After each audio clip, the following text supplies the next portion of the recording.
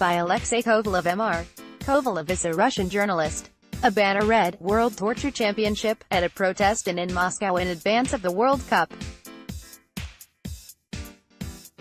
CreditAndrey Rudakov, BloombergMOSCOW. Have you enjoyed the first week of the 2018 World Cup?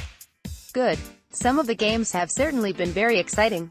Now read the words of Dmitry Pchelintsev as they appeared in MediaZona, a small independent online publication focused on police brutality in the prison system in Russia. The man in surgical gloves cranked the DC generator with wires attached to my toes. The calves of my legs started contracting violently. I was paralyzed with pain. They threw me on the floor, pulled my underpants down and tried to attach the wires to my genitals.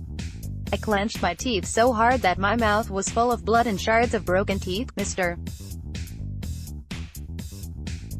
Pchelintsev, a 26-year-old anti-fascist activist from the industrial town of Penza, told his lawyer about this in February, and then, he has said, he was tortured again to make him disown his statement. He is part of what his torturers, Russia's main intelligence agency, the FSB, alleges is a conspiracy to commit acts of terrorism during the World Cup to provoke popular masses for further destabilization of the political climate in the country. 9 young men have been charged in the case with creating a terrorist cell.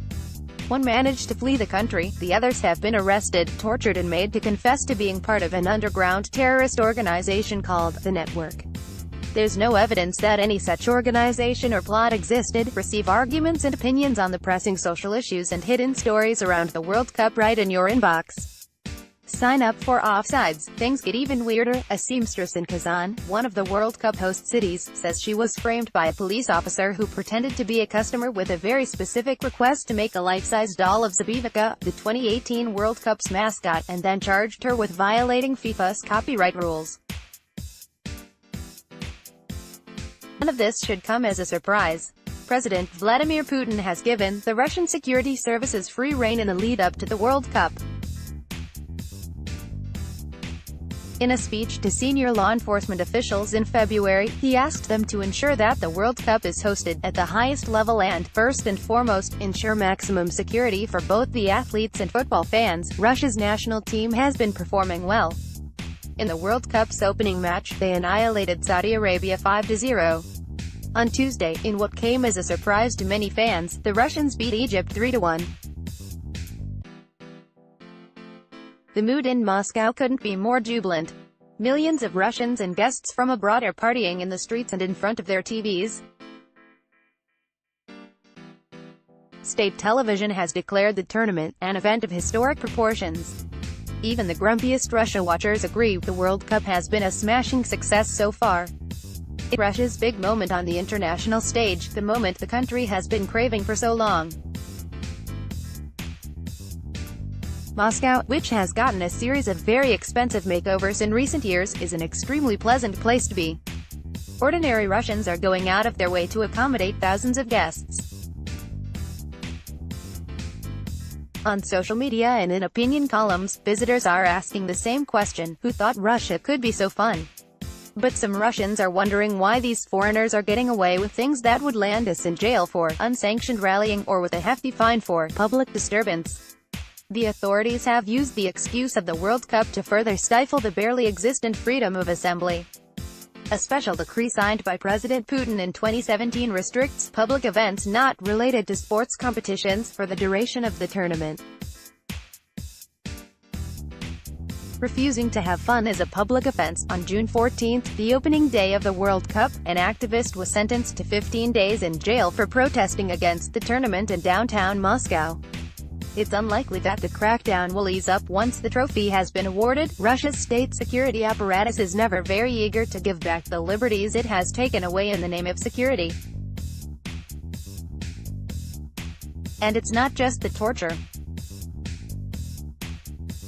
While foreigners are enjoying the hospitality, they shouldn't be oblivious to the cost the World Cup is inflicting on ordinary Russians, who didn't have a say in opening their doors to reveling sports fans.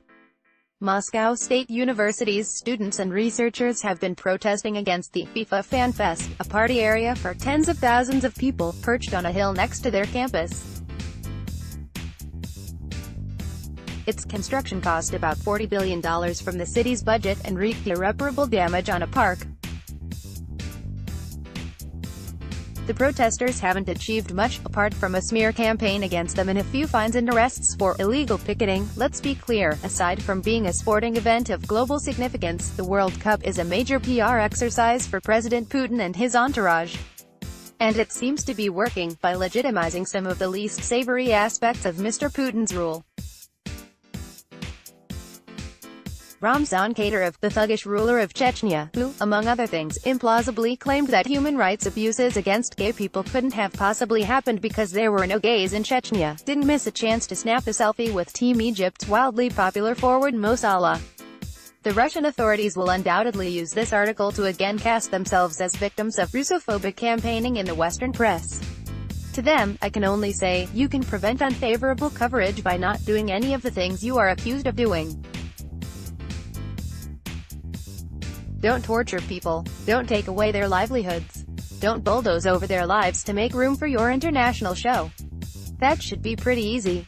Certainly easier than beating Egypt 3-1. Alexey Kovalev at Alexey__Kovalev is the editor of CreditAndrey.com, a non-profit independent publication in Moscow.